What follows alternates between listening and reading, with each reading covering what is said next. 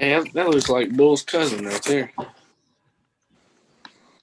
right, get down. Get down.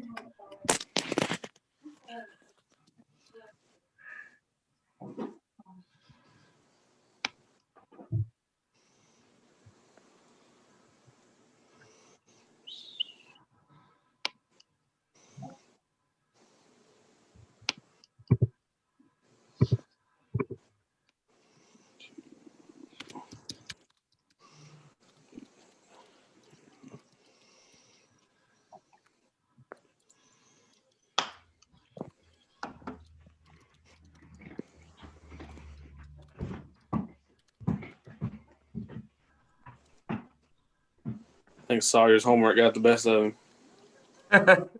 He ended it all. It almost did, for real.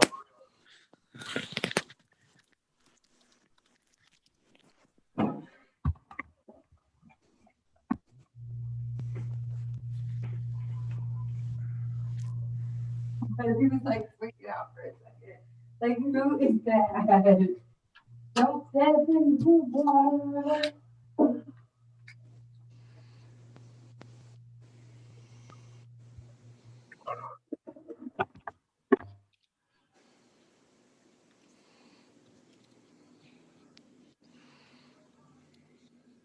Y'all get any snow where y'all are at? What's Oh, snow, you're man? We got about 3 inches, and it is currently 19 degrees. It feels like 7. Oh, wow. Yeah, Whoa. yeah, it's nice and chilly. I guess that's the one good thing about Memphis is usually the warmest part of the state. We got about 3 inches, and it is currently 19 degrees. It feels like 7. Oh, wow. Yeah. Whoa.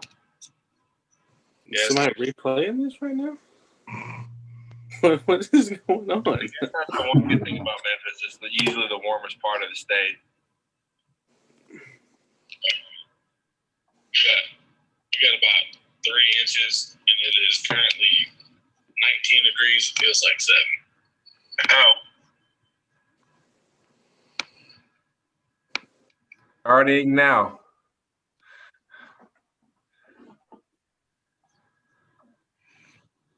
All right, I'm ready now. Y'all good? Yep. I'm ready. Need you to focus up, D. Scott. I don't like your focus so far. Sir, I've been focused. You ain't been focused. You just flat out ignored us. Look, man. I thought it was kind of disrespectful. Look, man. We got this right here. Come on.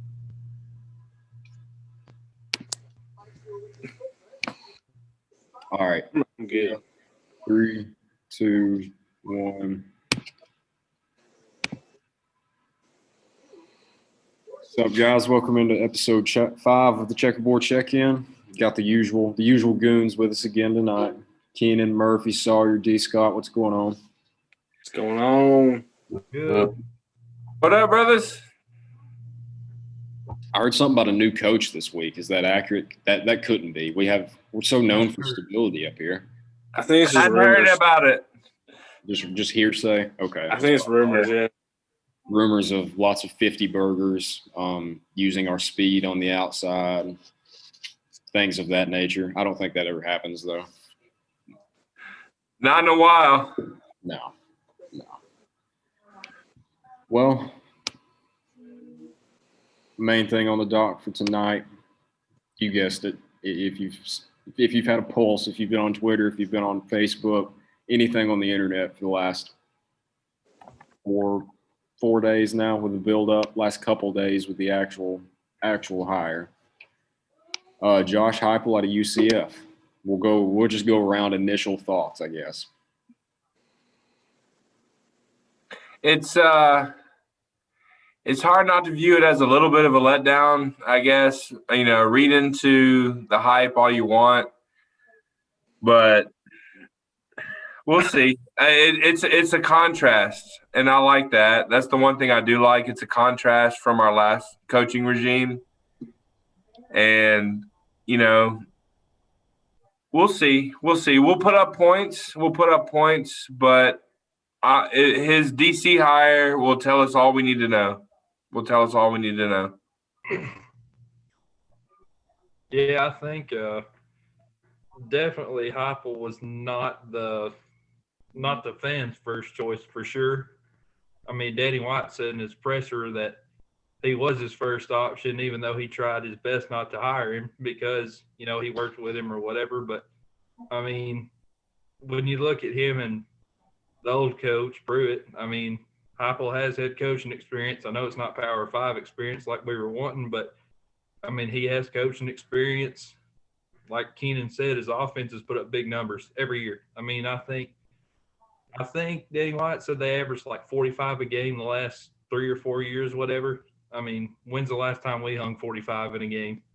You know what I mean? Like maybe South Carolina last year, or did we get? I think we got 41. But anyway, but I think Keenan described it pretty well as a letdown because we all wanted Hugh Freeze and Lane Kiffin. Anything less would have been just all terrible. But I mean, don't just slam the guy before he even coaches the game. You know, he might be the guy. Who knows? Only time will tell. Yeah, I mean, me personally, I went on the typical roller coaster of at first I'm like, who is this? What's going on? I mean, you heard Josh Heupel's name at the very beginning after Danny White was hired. I mean, to me, I just didn't think it was ever really a realistic possibility. Just because not that I don't think he's a good candidate, and we'll get into that later about what he's going to run, how he's going to run it, everything like that. It just didn't seem like he was really on many people's radar at all, which when you look at Danny White, that's kind of what you should have been looking for the whole time is he gets the guys that aren't on anybody's radar. So that was my first initial reaction, but now, I mean, as it's going on, I've gotten to like it even more now. It's like you said, I mean, the defensive coordinator throughout his tenure, not just this initial one. If you're getting to the point where you're winning games, you've got assistants leaving like that, I mean, it's going to be establish a defense and keep it there, regardless of who's leading it. You just, in an offense like this, you've got to have a system that if you're going to go quick, your defense is going to be on the field winded continually sometimes. So, I mean, it's not bad. I mean, I'll be excited to see our playmakers actually make plays for the first time in what seems like 5 years now. So that's my main positive with it. I mean, it's something different. I'm to the point where now you're gonna have to win multiple ball games and do it consistently for me to get bought in. I mean, I know it seems like it's where a lot of people are at right now, but we're that way for a specific reason. I mean, we're not crazy. We're not a crazy fan base just because we're crazy. Somebody's made us this way. So that's my main thing with it. Yeah, I mean, it's gonna be a fun brand of football to watch. That's for sure. Very different than what we're used to. He's going to spread it out on offense, get the guys out in space, and I think that's exciting. You've got a ton of athletes on the offense that are going to have success with Heupel. We've mentioned it. The defensive coordinator hire is going to be the most important thing he does from now until probably week 1, I'll say, of next year. You got to get that hire right. A little interesting that Kevin Steele wasn't kept around. We talked about it before the show a little bit. I mean, I don't know where you go with the DC hire, but that's his most important move. And then, you know, that's going to tell you everything you need to know, like Keenan said. So, you know, it was a letdown, but I think for what Tennessee needs right now, it might be the perfect fit. I know people don't want to hear that, but you weren't going to bring in a big name guy. I don't think that was going to happen, especially with what's going on with the NCAA violations and all that. So for now, at least you've got an exciting brand of football that you can be excited about, and you got to win games. I think that's going to make people forget all about who was hired and who wasn't. So that's kind of where I was at initially. I think my initial thoughts on it was more confusion than anything because, I mean, like you said, I think Caleb said it in our little chat thing on Twitter. You know, everybody thought it was more of a smokescreen than anything. I can't say I'm upset about it. You know, especially after the presser, I felt a lot better because it seems like he knows what he's doing on offense, and he can develop our guys the way they need to develop. That's kind of what y'all have said. You know, he knows how to use our athletes, and you know, it is going to be fun. It's going to be something we're not used to, but I hope our fans also don't, you know, if we lose a couple games, don't come out and just, you know, throw them into the fire like, oh my gosh, get them out of here. You know what I'm saying? Now, I mean, if they would have went and brought somebody like a Derek Mason or something in, I would understand being pretty ticked off. But I can't say I'm super upset until I see him a couple years, you know, see what he does with the program. So we'll see, you know, just let it run its course, and, you know, hopefully he can stack the defensive staff as much as he is the offensive right now. So He's going to have to. yeah, absolutely. And, you know, I'll address the elephant in the room. Maybe the job wasn't as attractive as we all hoped it would be. So, you know, regardless, the one thing that got me was the search firm being hired to hire your old coach. Yeah. That seems like money wasted to me. Mm-hmm. And, you know, offensive side of the ball looks good, but it's all about that defensive hire. And we'll see. We'll see. He had a good defensive coordinator, I thought, at least, already on staff. But we'll see. We'll see what he does. But yeah, regarding Heupel getting the job, it's, you know, it's a change from what we've been, and it's absolutely a 180 from the last coaching staff. Mm-hmm. And, you know, that could be a very good thing. We'll see how it handles. The Tennessee job has proven to be a unique situation, and it takes more than a keen mind. It's absolutely a unique situation, and we'll see if he's got the chops to do it. I'm gonna give him the benefit of the doubt because Danny White has made 6 hires among football and basketball coaches, and all 6 have succeeded at their respective schools. So we'll see. We'll see. I'm gonna give him the benefit of the doubt for now, but Danny White, we'll see. We'll see. I'll just say we'll see.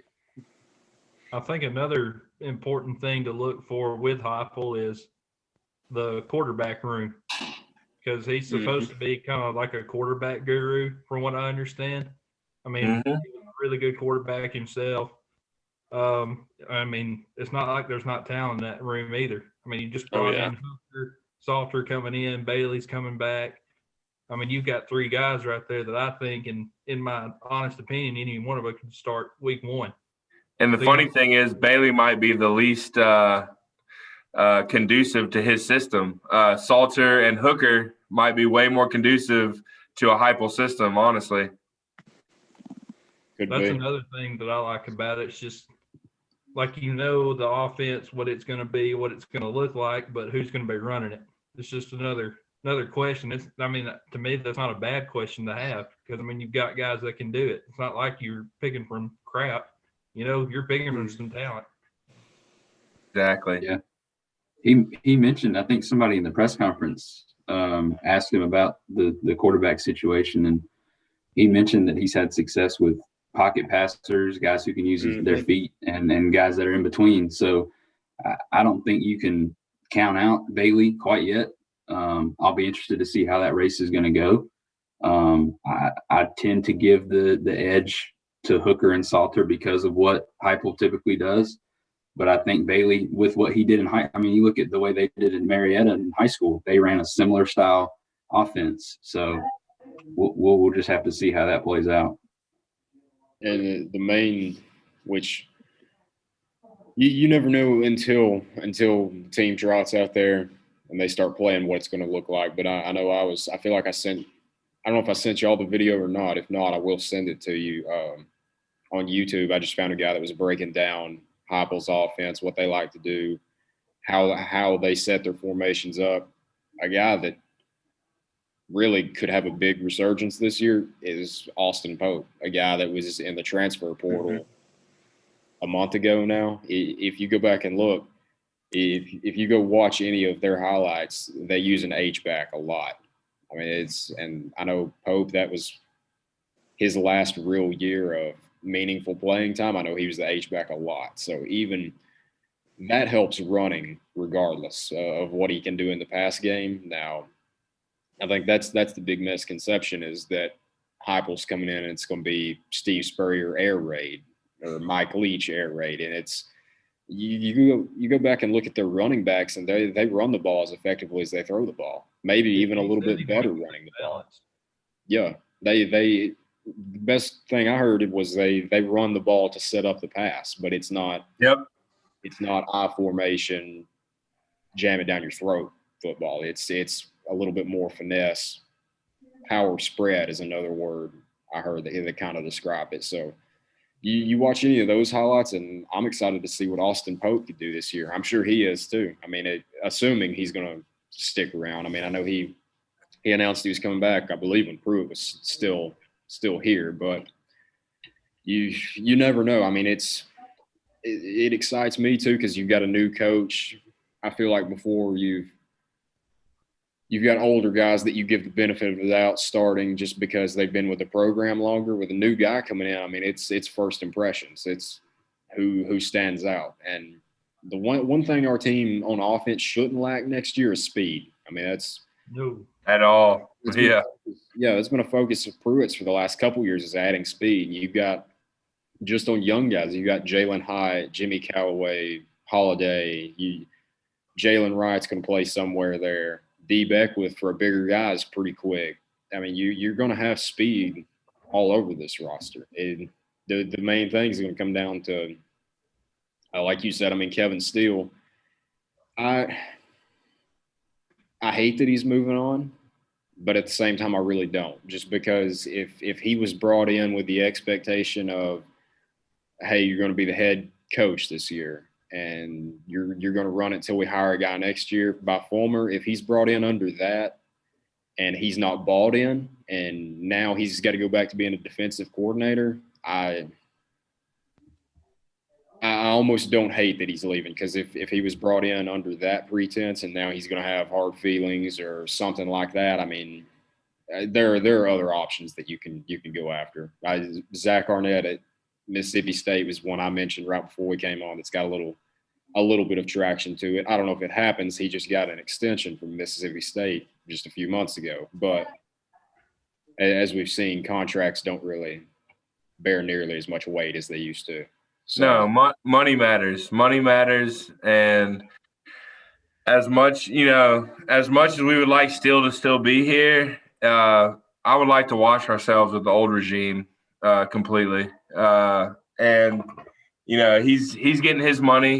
He's probably getting around $1 million from us just for being here a couple of weeks. But it's as long Heupel had the 123rd ranked defense last year.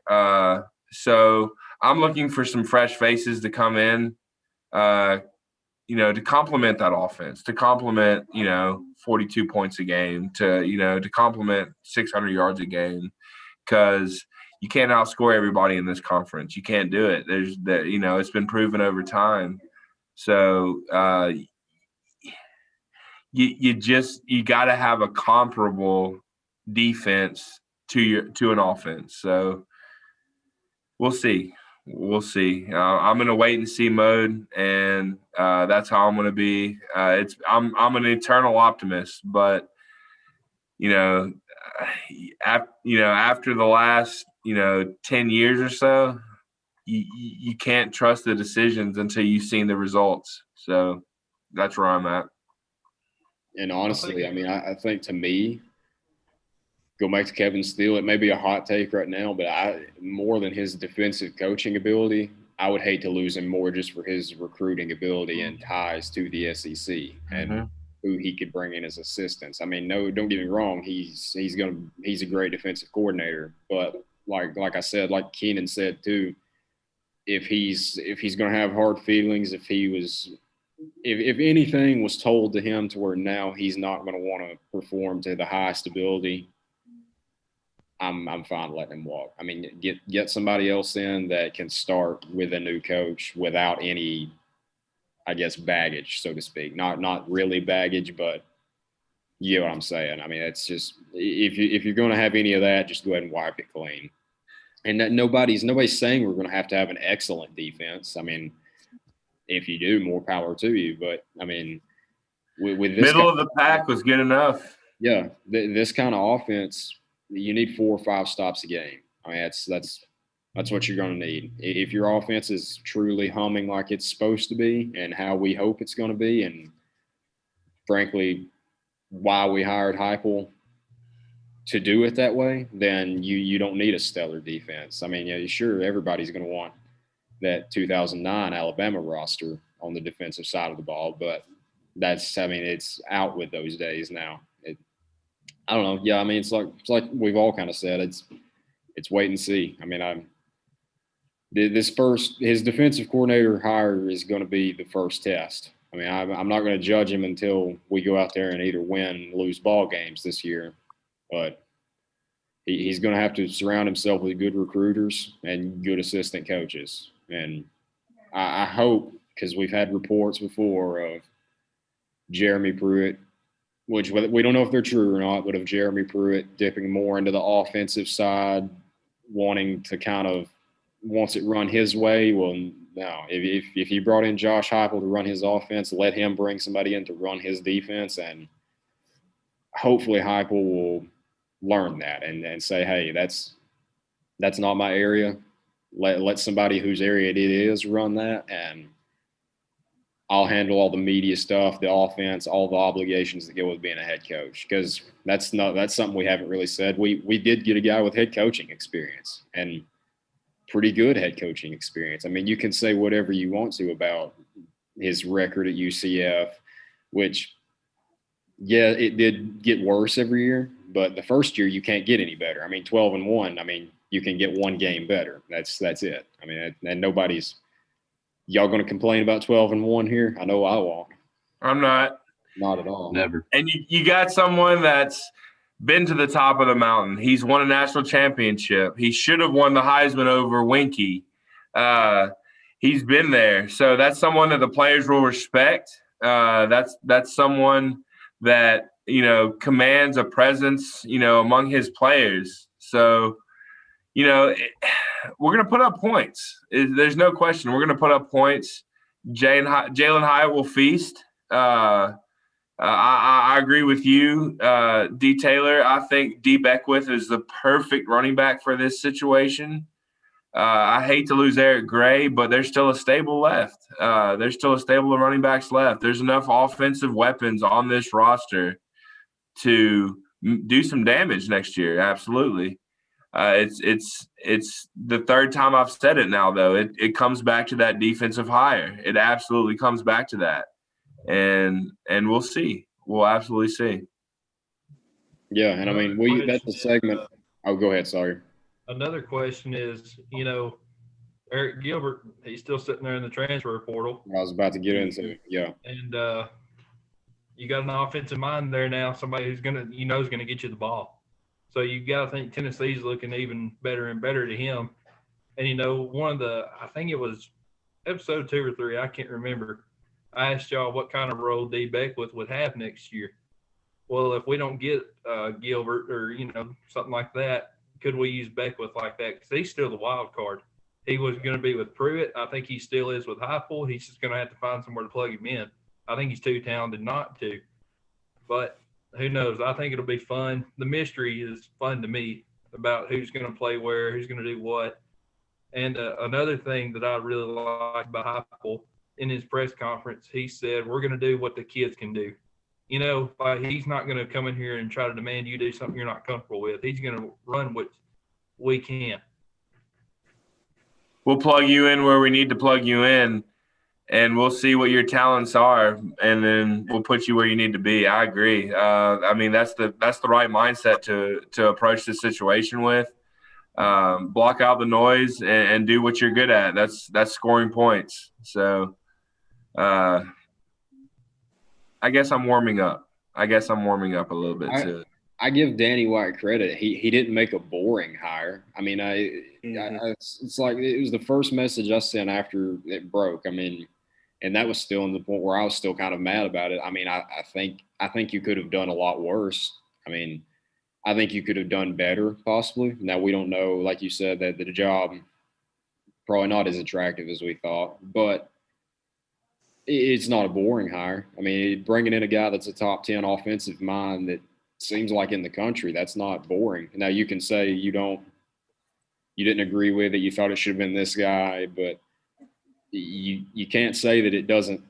You can't say that looking at our roster with all the speed, young talent we have next year, that it's not exciting. At least, I mean, like you said, where it's kind of a question of where a guy's going to be, who's going to be this guy, and we can do that later.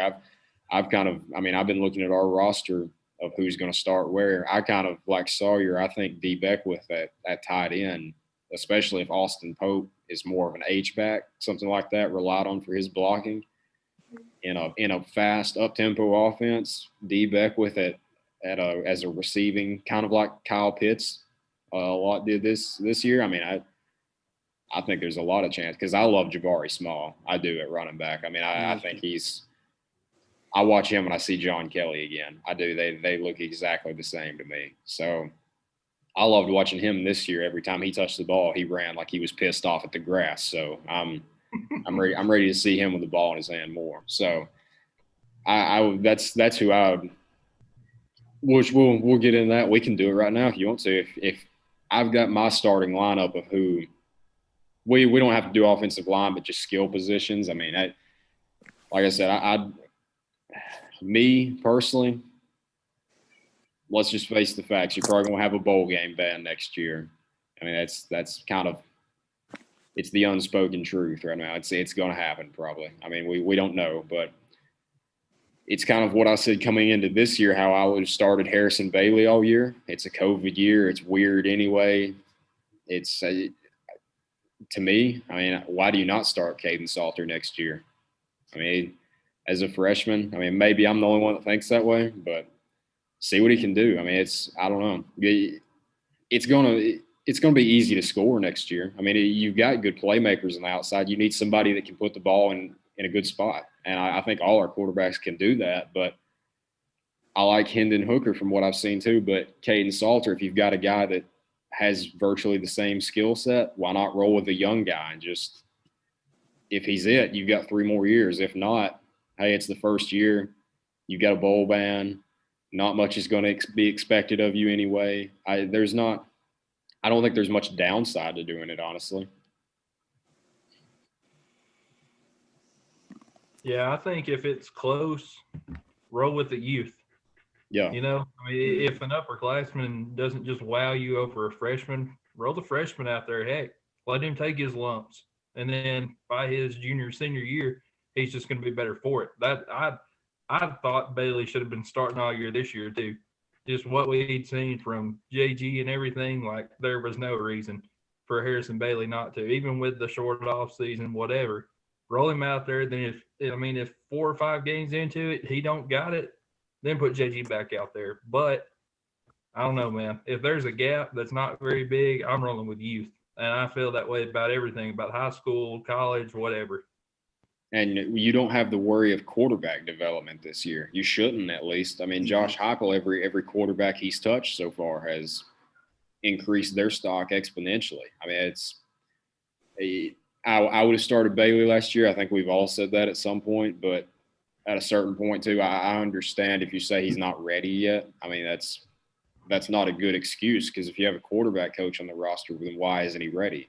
And we've seen that now. Chris Weinke is exploring other opportunities in his career. He's furthering his career, I think. Just like Fulmer was encouraged to explore other opportunities. Right. We're gonna take a look around, see what's out there by force, by choice, whatever. So thank goodness. What I don't understand, like I thought Harrison Bailey should have started too, but then it come out and he was barely getting any snaps in practice until like 3/4 of the way through the season. I'm like, why are you not trying to develop him now? Like you've had terrible quarterback play all season. Why are you not trying to develop him the entire season? So next year he's ready to roll. Like, why was he not getting more snaps? And I don't know, that confused me, but I don't think, I don't think we're going to have that problem. Like I just said, the quarterback coach we got, the success he's had with quarterbacks, I think he's going to give them the attention they need, and they'll be able to thrive under his program. So, and it's just, to me, it's a win-win scenario. You start a guy like last year, Harrison Bailey.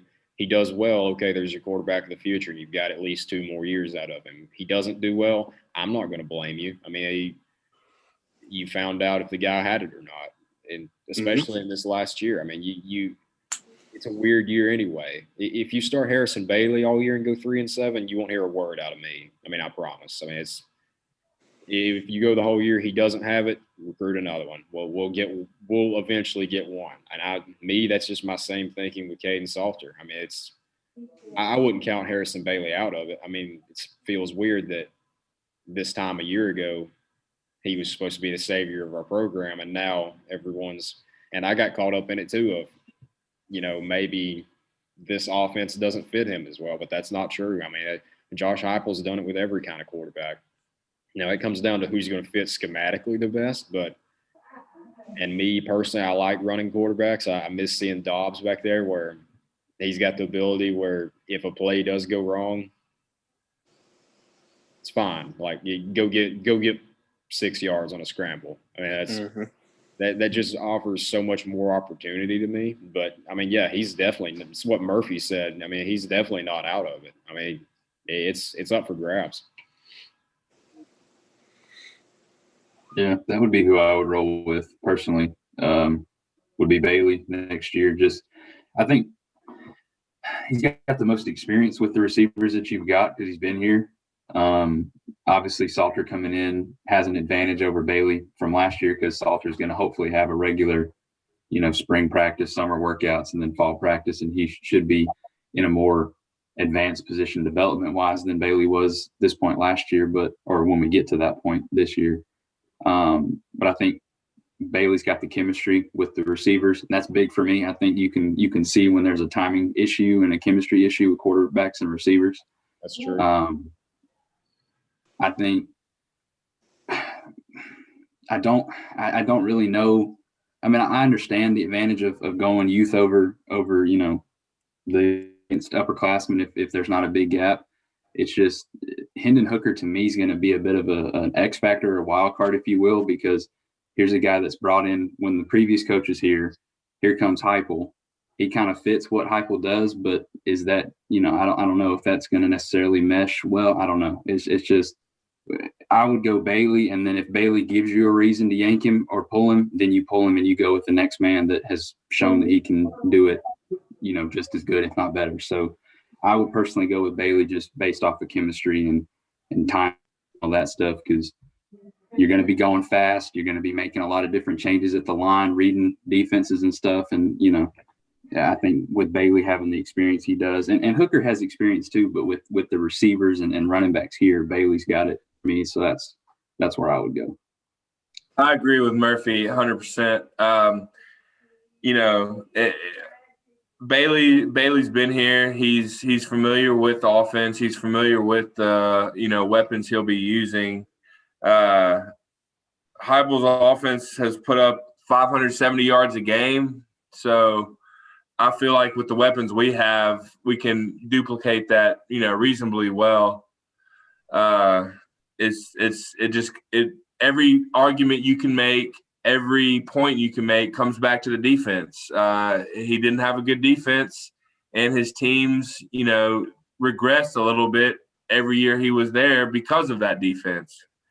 So we'll see who he hires. Hopefully he's learned his lesson. It all comes down to that hire, in my opinion. Do we have any our savior, Brian Maurer? Do we have any Brian Maurer supporters in the chat tonight? He's got to get a quarterback drop play. I don't think he stands a chance with the guys around him. Come on. to like, start anyway. He's Why got hasn't the he most transferred? active social media. Does that count? Yeah, there you go. Yeah. He'll be the morale guy in the quarterback room. Yeah. Oh, yeah. Supervisor morale. You need one of those, I guess. I mean, I am just blown away he has not transferred yet. I don't understand Yeah. what he's Yeah. Yeah. doing. I mean, Well, see, no, I mean, it's going to be interesting too, though, because I mean, it's like y'all said earlier, it comes down to a first impression kind of thing. So all the quarterbacks are coming into virtually the same environment. You're going to have to learn a new Sure. program and buy into a new culture. You're going to have new strength and conditioning. So I mean, it's really any man's job right now. It's whoever makes that good impression. So I think you could say something about all of them that would potentially give them an edge. But I think they're on equal playing ground right now. So it could be anybody's ball game come, spring practice, and somebody might show out and just, there's just no chance.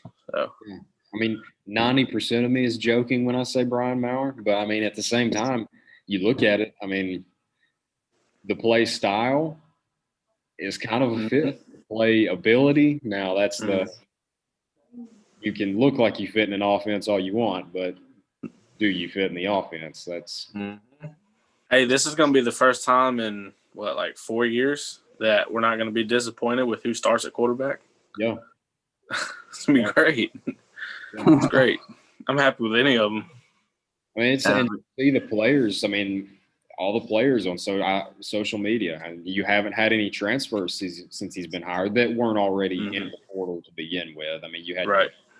but I mean, they were already there. It seems very unlikely that we're going to get any of them back by now if they haven't returned already. I mean, that could be wrong. That changes every day. I mean, you're dealing with guys that are, I mean, some of them close to our age here. I mean, so my We'll mind see. is all the time. I know that, so I'm no different. Toe is the one. We'll see. That's the big. I mean, everybody Yeah. by this point, I'm like, they're probably. I mean, and here's something I thought about. I mean, what about Brandon Johnson? I mean, he may not play much, but a leader on the team. I mean, where'd he transfer to? UCF. So Marcus Tatum. Marcus Sure. Tatum. Yeah. I mean, he said he wasn't going to actively recruit UCF's roster, but I mean that doesn't mean they can't come on their own free will. Because if they went there because they like the coach, then they could just as easily come back. Mm-hmm. And I mean, I don't think with our scholarship limits that we're surely going to have, I mean, I don't think we're in any position to tell a guy, hey, no, we don't want you. I mean, I don't care if he's going to play or not, or if he's going to keep the bench for him. I mean, a live body at least. It's somebody to fill out a jersey, make the sidelines look a little fuller. So you never know. I mean, you've got the signing period is February 6th, 7th. So I mean, maybe there's a guy like that. Maybe there's a couple guys that you pull in here late, but you've got the portal as well. You've got guys like Big Cat Bryant that you don't know. We don't know what he's doing right now. I mean, it's still. I think a lot of that you'll see clear up in the next few days once assistant coaches start rolling in and they see who's. Because I mean, it's not any secret that you're spending the majority of time with a strength coach and with your position coach. So those. Not only defensively, but those are going to be big hires everywhere. And he's targeting some good names. He's got some good names at UCF that are going to be up for good jobs. So I know he'll bring in at least a couple. I think your main chance of a mainstay from the old staff would be Joe Ossovet, just because he interviewed for the UCF job apparently last week. So if he was already going to go there, if he's already going to get that job, I mean, I would say he's probably going to stay, which – I mean, he was credited with kind of starting the RPO, and that's what I said. I mean, if it's a young guy, if it's like Salter, if it's still Bailey, I mean, he's young too. I mean, RPOs are quick, easy reads, stuff like that. It's definitely not going to hurt having a guy like Ossovet, especially with if you're going to have, like I said, scholarship caps, stuff like that for the next couple of years. Get JUCO guys, and who does that the best on our staff is Joe Ossovet. It's kind of why he was brought in too. So I mean. He's proved his chops recruiting. I think he's earned his recruiting mantle on our staff. Yeah. I think Acevet's a priority. You know, you've lost, you know, a large number of coaches on the staff, including Graham, who I think is a pretty big loss. You know, I don't think that's, you know, should be underestimated in the loss of Eric Gray is losing Jay Graham. I don't believe for one second that Eric Gray didn't know he was losing his position coach before he made that decision. So we'll see. Defense is going to be of a priority. We have weapons left on the defensive side. You lose a Key Lawrence and you lose a DeAndre Johnson. That hurts, but there's still a lot of talent that we have on that side of the ball, and it's you know, it's going to take a good, you know, coach, but it's not out of the question that we can't be, you know, competent on that side of the ball, and that's all you need to be if you're putting up 42 points a game. So it's all on one hire, if you ask me. And Acevet's really the only candidate that I think's kind of left on the staff right now. I mean, there's still a few hires that haven't been made official, but I mean, we can go through it now. Like you said, Jay Graham supposedly is going to take the deal at Alabama as a special teams coordinator, because that's one more thing Bama needed was a good assistant coach. They were kind of running low on them down there. Yeah. What about T. Martin? What's his situation? Who's that? T. Martin. He's another one that's still, I doubt he stays, but he is one that we haven't heard. But you got Ansley is going to the Chargers, Derek Ansley. You know, Niedermeyer's not going to be back. Shelton Felton's not going to be back. Pruitt obviously is gone, but on the defensive side, I'm thinking more assistants like that.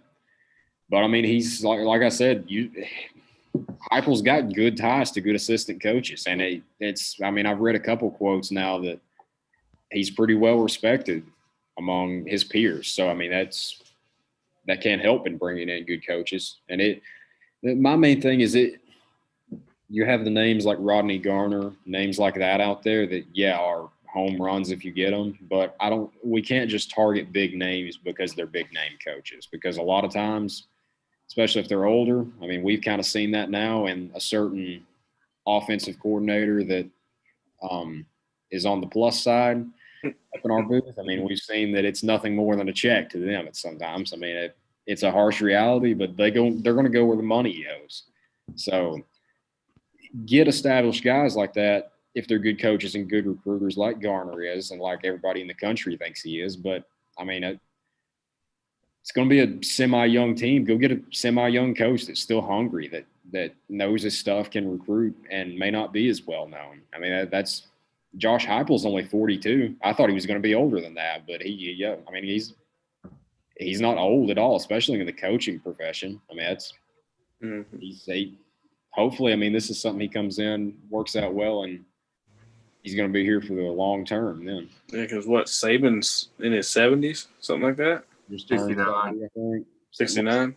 Yeah. So, I mean, we still got – I mean, if he works out, if Heupel works out, I mean, we still got, 20, 30 years out of him? Yeah. I'm just waiting for the say we have a first year this year that's decent, and then second year we've got some real momentum built up. I'm just waiting for the people that are – he's going to leave and go to Oklahoma then. So he'll just leave us like the people with Pruitt were saying.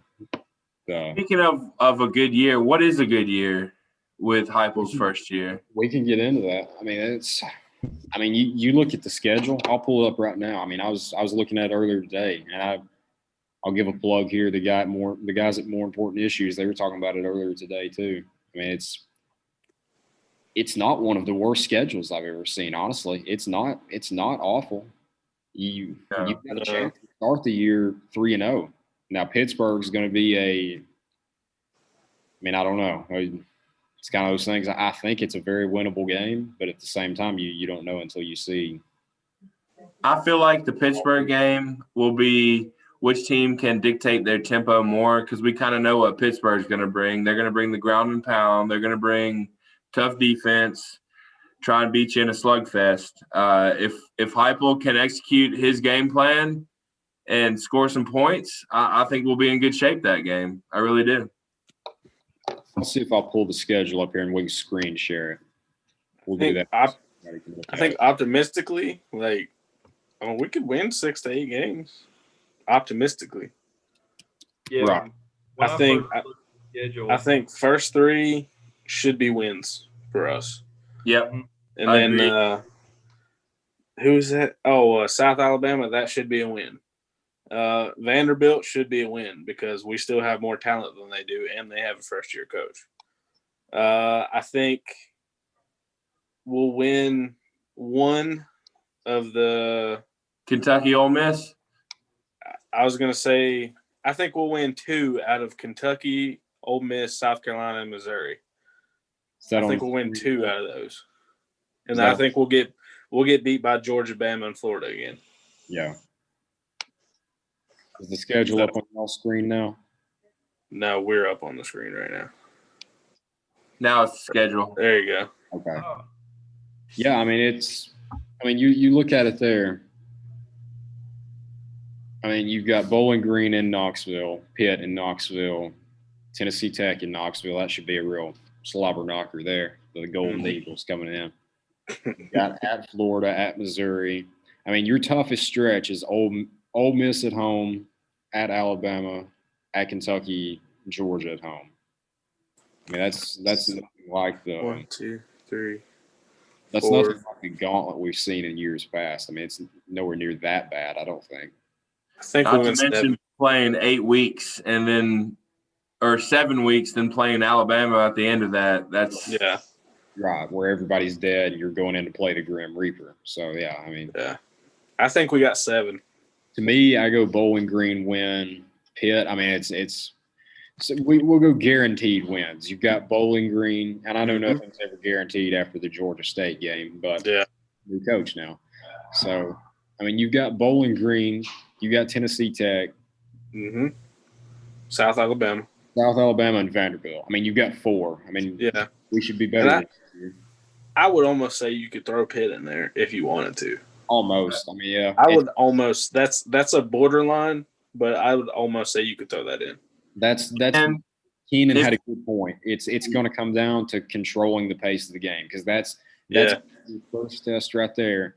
Where if your offense isn't where they need to be yet, like what he said, Pitt. I know traditionally. I mean, I don't know if they've changed it up, but I know Pitt when they had James Conner. I mean, it was you know what you're getting. They're going to try to run it down your throat. I mean, that's a scenario where if your offense isn't ready to go, that I think Pitt's one you could lose pretty handily. But if your offense is running the way it's supposed to go, I think you could win it handily. And I mean, right there in the middle is a close game. So that's the best point I've heard, Keenan, was I mean, that's going to be the first test for this offense is because if you go 3 and out a couple times in a row and they're coming out with long 14, 15 play drives, that one can get ugly quick. So, I mean, I'm not saying either way what it's going to be, but I definitely see what you're saying. And another game on the schedule that I think, might be a must win compared to where it falls on the schedule and compared to the other team's circumstances is South Carolina. They have a first-year head coach. Yep. If you want to get to where we need to go, you need to beat another first-year head coach. Mm-hmm. That and Missouri. And Missouri. Yep. That when I I mean, first looked at the schedule, I thought 3-0. Pitt, like y'all said, you can kind of say it's a toss-up, but being in Neyland, you should win that ball game. Mm-hmm. Florida, that's a loss. I hate to say it, but it's a loss. Mm-hmm. It's a loss. Missouri, you could say that's a toss-up. I'd say Missouri wins that one. It's at Missouri. That's just, I don't know. South Carolina, like y'all said, we should beat South Carolina. Ole Miss, if our offense really is what we think it's going to be, Ole Miss should be a really fun ball game, high-scoring fun ball game. That could be a win. Who knows? The next one's a loss. I don't want to say that team's name. You should beat Kentucky. There's no excuse. You should not lose to Kentucky, especially not the way we did this year. Georgia, it's a loss. Mm-hmm. And then you win the last 2. Mm-hmm. So, I mean, with the toss-up games and everything, I think anywhere from 5 to 7 wins. Yeah. I mean, I think you, I'm definitely happy in that. I think if we get 5 or more, I'll probably be content if we're showing progress. yeah. But if we look like garbage, I'm gonna be kind of But yeah, no, Bowling Green, Pitt, Tennessee Tech, South Alabama, and Vandy. I think those are your guarantees. Yeah, I mean, for me, Bowling Green, Tennessee Tech, South Alabama, Vandy. That's your 4. You've got to win those. I mean, there's no excuse. And those are the games too where first year, this offense isn't going to hum every game. I mean, that's what we're banking on now is winning. It's not going to happen. But for me, what's going to make or break is against those first 3 teams and against another 3 to 4. Where does your offense not hum? Because if it doesn't against Tennessee Tech, you could score 17 there and you should still win. Tennessee Tech isn't known for lighting the world on fire on offense. It's where if you're going to struggle, where are you going to struggle? Because we know in Gainesville you're going to struggle. Maybe not as bad as. If you get to Missouri or Ole Miss and you're not clicking, they could put a burden on you. Really? I think that's where the season hinges. Missouri, South Carolina. I think Ole Miss and Kentucky are a little step above those 2 teams. I think Missouri, South Carolina are almost must wins, which would put you at 5-1 after South Carolina if you can win those 2. So that would be if Heupel's sitting at 5-1 heading into Ole Miss. That could be a win. Yeah. You'd be riding a little momentum. For me, you've got Bowling Green, Tennessee Tech, South Alabama, Vandy. That's 4 guaranteed wins. You've got Florida, Bama, Georgia, guaranteed losses. The other, you've got Pitt. I'd lean 60-40 win in percentages, not score. Then Missouri, South Carolina. I think South Carolina's more win. Yeah. Missouri's a toss-up. As much as South Carolina's a win, I think Missouri might be a loss. 40-60, 60-40, something like that. Ole Miss, to me, I lean more loss personally. I know D. Scott's more win. I guess I take the opposite side there. You're trying to beat the how do I say it? Similar offenses.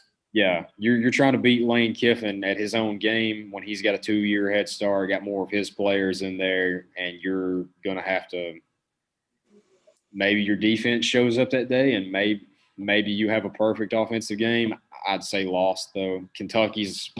You should never lose to Kentucky. That's just the bottom line of when you sign on the dotted line to coach here. You don't lose that game. Still, though, I think that's in Lexington. 60-40 win to me, though. I can't ever look at Kentucky on the schedule and think loss. I'll never do that. And then, so you got 4 guaranteed wins, and then you've got 1, 2, 3, to me, 4 true toss-ups, because I would say Ole Miss more of a loss. But that's the chance for you lose to Bama, Ole Miss, Florida, Georgia. You're at 8-4 then. No way I'm calling that right now. I'm not saying 8-4. I'd say 6-6 personally. I think that's attainable. 4 wins, count Pitt in there. Even if you're not rolling by Pitt, Kentucky's there, and knock off one of Pitt, Mizzou, South Carolina. I think South Carolina's probably a win. It's pretty heavily, I think. Yeah, I think 6-6 you're on pace. 7-5 you're a little ahead of pace. Anything beyond that is, icing. But I can see 6 wins on that schedule. Absolutely. 5 and 7 is the line. I think that's the dividing line. I think you'll get 1 more than that, but 1 less than that, and you're kind of then 5 and 7. I think is realistic. Hey, screw it. Let's just go 11-1. That's what I was about to say. You heard that. What's the first game? That's September 4th. By September 3rd, we'll be undefeated in my mind. Yeah. We're not beating Bama, but the other 11, that's fine. That's just how I beat him in the rematch. Yeah. Yeah. Oh, that's true. That's true. In Mercedes-Benz, anything can happen. Uh-huh. Yeah, I mean, Missouri, I'd like to say that's a guaranteed win, but once they started playing the Basilak kid last year, they kind of so you have to wonder if maybe there's some momentum carrying over there with Basilak and the algebra teacher they have for a coach. But who knows, man? It's the great unknown. Will we show up this day? Will our defense show up this day? Will the offense struggle on the day the defense struggles? I mean, you just don't know, and That's the beauty of it. You can kind of see it coming, regardless of the opponent or whatever. Your team either shows up or they don't, and that's one of the many questions we have with Heupel, is if he can execute his game plan with much different competition. Granted, he's going to have more talent than he's ever had in his life, but it's if he can, continue that game plan against much different competition. Because go ahead and put it out there, you're more talented than South Carolina, you're more talented than Pitt, and you're more talented than Kentucky. I mean, you are, but probably Missouri too. Yeah, probably Missouri. I agree. Missouri, yeah, you're more talented than Missouri too, I'd say. I mean, Sawyer, did you have a bad experience with algebra tonight? Was that the reason for that line there? Yeah, it sounded kind of personal. Yeah. Have you been? Let's just say my by Eli Drinkwitz? made it through my window. Yeah. He seems pretty slumped tonight. He's laid back. He's done. Yeah. Try to chill, bro. It's all Eli Drinkwitz. It's done you in. Yeah, I mean, I'm glad we looked at that. I mean, I don't know. You're going to see both sides of it. I mean, you're still seeing. I think we've done better, despite what Danny White may say, and that's the only real thing I've had a problem with him about so far is telling people to be more positive. I mean, yeah, you should be more positive, but you know what makes people more positive? Winning games. I mean, there's a reason we're negative. Like, nobody just gets on there to be negative, besides a few who shall not be named that most people on Twitter know by now. But I mean, there's a method to the madness. I mean, it's like what I said at the early of the show. I mean, Danny White doesn't need to be concerned about what Twitter is going on. I mean, that's the only thing where I'm like, I wish you wouldn't have said that, because if you've grown up around Tennessee, if you're like me and you've just seen a gradual decline in Tennessee, he said, what's there to be negative about? I mean, I hate to say it, but what's there to be positive about? I mean, what? Yeah. That's a tough reality, and that's tough to say about your favorite team. But why should I believe that this is going to be any different? I mean, and I think, he has to have that opinion. He has to be positive. He has to, he has to come in thinking that he can't fail. And we've been through the ringer as fans. We've taken our lumps and then some. So, I don't blame him for that. I think that he has to come in with that mindset, and I think it'll benefit him if he blocks out the noise, blocks out social media, blocks out everything. So if that's how he has to handle it, because it's going to be there. If that's how he has to handle it, then that's fine with me. Right. It's part of his job is to promote positivity like that. I mean, and I think he's done a good job with the exception of that one quote, which it was taken out of context a little bit. But, I mean, it's just that's something that you're winning. Why say that? Like, people like you so far. I mean, Danny White, I mean, regardless of if I like him or not, I've got no reason not to trust him. I mean, he's 6 for 6 right now. Like Keenan said, I mean, every coach he's hired has been a success. So why? I mean, it's kind of two opposite sides of the table there. I have no reason not to trust him, but with our program, our coaching hires, I have no reason to trust them. So hopefully this is the one that ends the negativity. And I mean, I think we've done a pretty good job. I mean, it's give the guy a chance. And I don't see much negativity on Twitter. I mean, there's still a lot of, hey, I question if this is the right move, but I mean, at the end of the day, and I saw a tweet somebody put out, was at the end of the day they got what they wanted. I mean, they got a sitting head coach. No, he's not Power 5, but I mean UCF is as close as you can get. I mean, Mm-hmm. I can't think of any other school like that. So you've got someone like that, and That mask up, son. Yeah, no. what's that? You don't want to get to Rona. Better put that mask up for somebody in there. Oh no, somebody was waving at me. I didn't know Oh. who it was.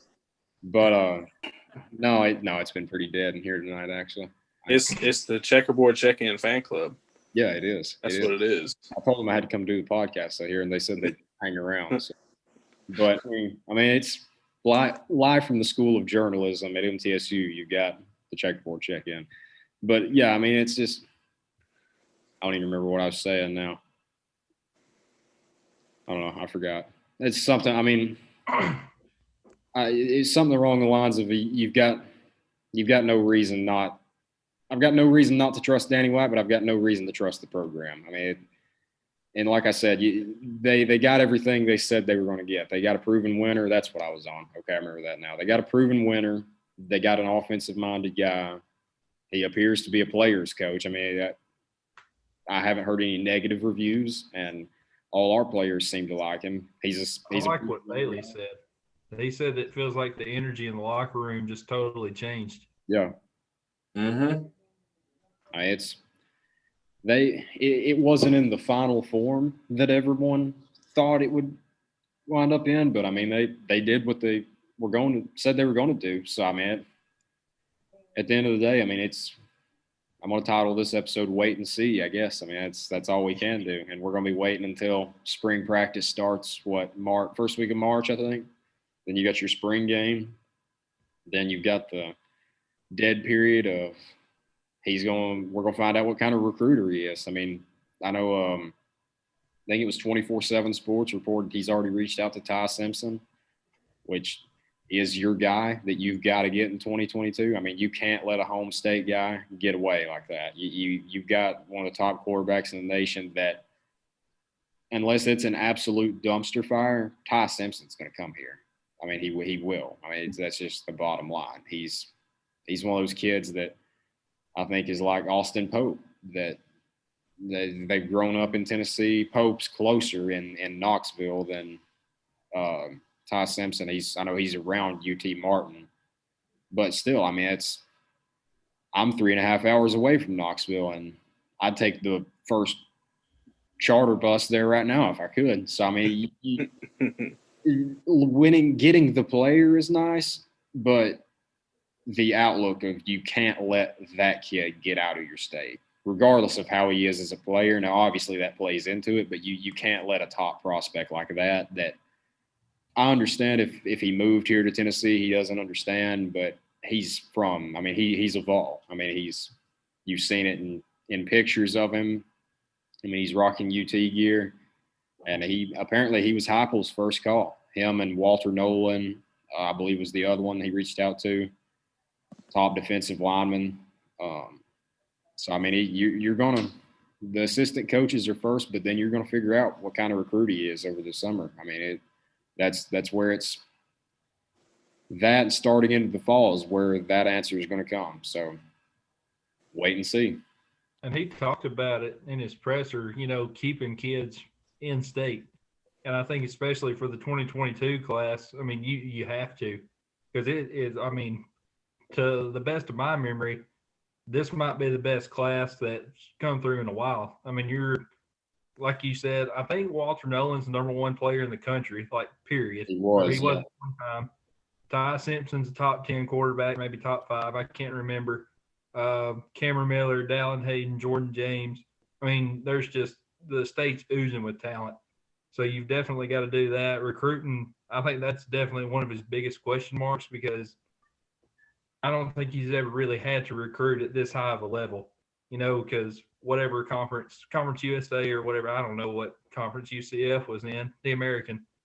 But that'll definitely be interesting. And like you said, I think the assistant coach hires who he brings in, that'll definitely play a big part in that. That's why I want to see T. Martin come back, because, I mean, he's just all he's done for the university, plus he's a top-notch recruiter. So, that's something I'm keeping an eye on.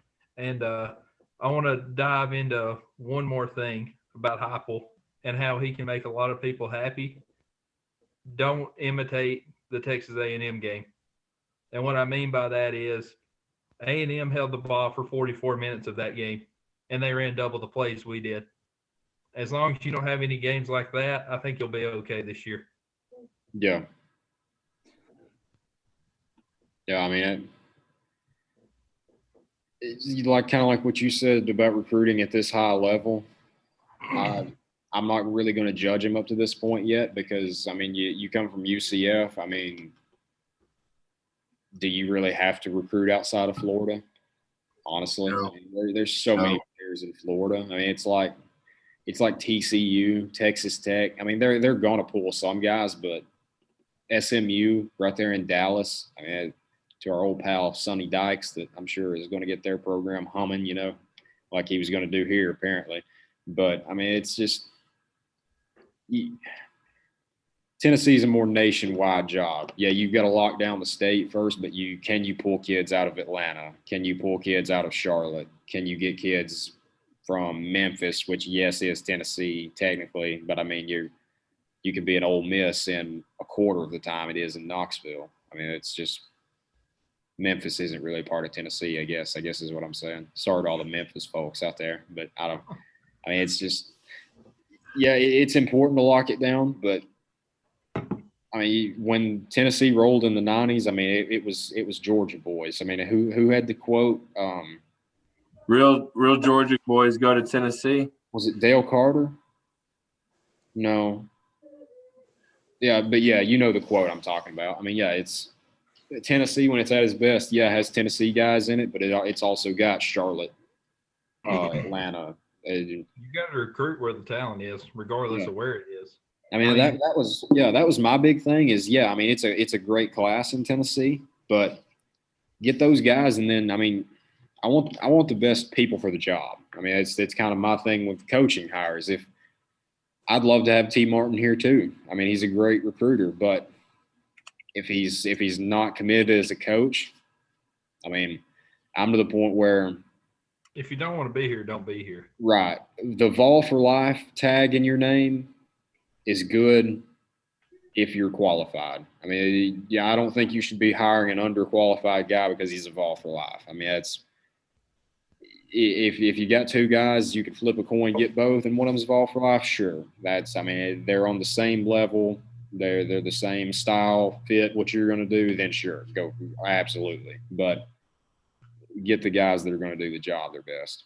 So that's recruits. That's where you're recruiting. That's coaching hires. That's everything. I think for a little too long now we've held on to the Vol for Life tag, and I mean, honestly, if it gets Tennessee back to winning, I don't care if they're from Ukraine. I mean, it's just win, baby. I mean, that's all it comes down to. I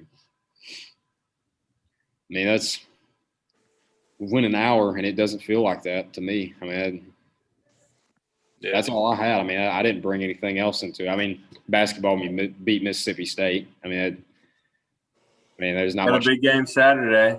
Big game Saturday against Kansas. Mississippi State. I mean, Jaden Springer's back. Still look kind of underwhelming. Still the same it has been. I mean, you're not losing. You get a win, but Mississippi State's not anything special this year. So, yeah, that's the main thing for basketball. We got a big game Saturday. We'll talk about that next week. I mean, good Springer's back. I think it's obvious our two best players are freshmen, and then you've got Pons, and then everybody else is kind of it's a mixed bag of what you're going to get. Exactly. That's all I had. Nothing new on baseball, really. Not that I know that broke this week. Lady Vol basketball. Beat Ole Miss by a point. Okay, another win for them. Thrashed Kentucky Sunday. They got what? They thrashed Kentucky Sunday. Oh, yeah, Kentucky, yeah. Most impressive showing of the season for them. Yeah. Kentucky's team had 25 rebounds total. Renata Davis had a cool 20 by herself. So, it was that kind of day. Yeah. Not impressed. That's all I had. Unless there's anything we've missed. I mean, Picks of the week. picks the here. Let me check my parlays real quick. We'll see. What you got? We'll see the updates. Unless UTSA and UTEP just somebody put a lid on the basket, that was probably a loss, but never hurts. I'll save my Super Bowl picks for next week. If you want a good value pick tonight, Golden State is plus 1.5 at Phoenix. I think that's a pretty good value pick. Also, I think we might have some merchandise available soon. Yeah. Yeah. It's in the works. We'll be getting it on Twitter. Try to get some interest and see what's what, because we can do something like we could probably do stickers and T-shirts and all kinds of different stuff. So we'll that's definitely in the works right now. Subscribe and leave a comment, and you might get a discount. You never know. You might get one for free. You never know. Yeah. Exactly. We're a generous podcast. We're not in it. Oh, we're very generous. Well, we do like money, but love the game. Yeah, we got some good stuff in the works. Yeah, the under did not hit in that game, so Bummer. We're I think if I had to do a pick for the week or whatever, which Murphy called it last week, he said we'd have a new coach by this time this week. And I think I was right too. I'm sure that somewhere on Ball Twitter, somebody tweeted something that somebody didn't like and they went at it. I think we'll see Hype will get his staff pretty established by this time next week. Like, I don't think we'll be asking about, who's the DC, who's this, who's that. I think a lot of those questions will be answered. Whether we like them or not, I think they'll be answered. Agreed. Yep. Well, I've got 3 NBA parlays going right now, so hopefully one of those is a win. All $1 bets. One would turn $1 into $228. That's my long shot. There you go. Then one that would turn $1 into 27, and one that would turn $1 into 43. So those are my safeties. Just he's ready to get hurt again. Yeah. Not bad for $3. Yeah, it's not bad at all. And then, I mean, my college one, I held it was an 18 parlay. 3 of them have won. 4 of them are still going on, and then that one. So if I win every one and then lose that one on the under of UTEP and UTSA, then it's just not your day then. I mean, it's you pack up and go home and you take your L and you go to sleep on it. So, yeah, we'll save Super Bowl for next. Super Bowl's next Sunday, right? Yes. Okay. Yeah. Is it for next in week? February or the 2nd? First Yeah, Sunday in February. Yeah, because the first is on Monday. Yep. So Well, anything we missed? My pretty good. defensive coordinator talk. My picks. Zach. Is it Barnett? Zach Barnett, Mississippi Barnett. State. I'm calling my shot there. Let me make sure that's right before I call my shot and get his name wrong. I think Has it's Gerard Mayo got a job yet? I don't think so. Don't think so. We'll see. Ronnie Garner. I think we need to go after him. Yeah, Kevin Simon. Kevin Simon's a big one. I like that one. It will be interesting for sure. Zach Arnett. Defense. That's my pick for DC. Okay. But that's all I had. Anything else? You got No. Sean Watson out of the division there. Yeah. Hey, Pete Taylor. D. Scott. Where's Deshaun Watson going? I think I saw something today that said that Carolina was going to try and get him. Okay. I think that'd be a good spot for him. I think I saw the Jets would potentially be interested in him. But I think he would do good in Carolina. I wouldn't mind seeing him there. Yeah. Hope he gets out of the AFC South. Yeah, he's out of NFC South. But we may be gaining Matt Stafford for the Lions. So I want to change my lock for the week. I think No, you already locked it. Oh, dang it. what was your lock? I'll take your lock. I think Stafford to the 49ers. Oh, I can't take that lock. No. I think That's just he's throwing already in one out. Indianapolis, so I can't take that. We'll Brady see. retires after the Super Bowl. Ooh, He okay. needs to. Yeah. Screw Tom Brady though. Yeah, I hate Tom Brady. He offers nothing good to the world. Yeah, I'd go Stafford Colts, but Yeah. I think that is my lock. And nothing else. That's been episode 5. Boys, this time next week, we never know what's going to happen within that span of time. The world may change. Who knows? Who knows on Rocky Top? But that's Yeah. episode 5. Thanks for checking in with us, guys. We'll see y'all next week.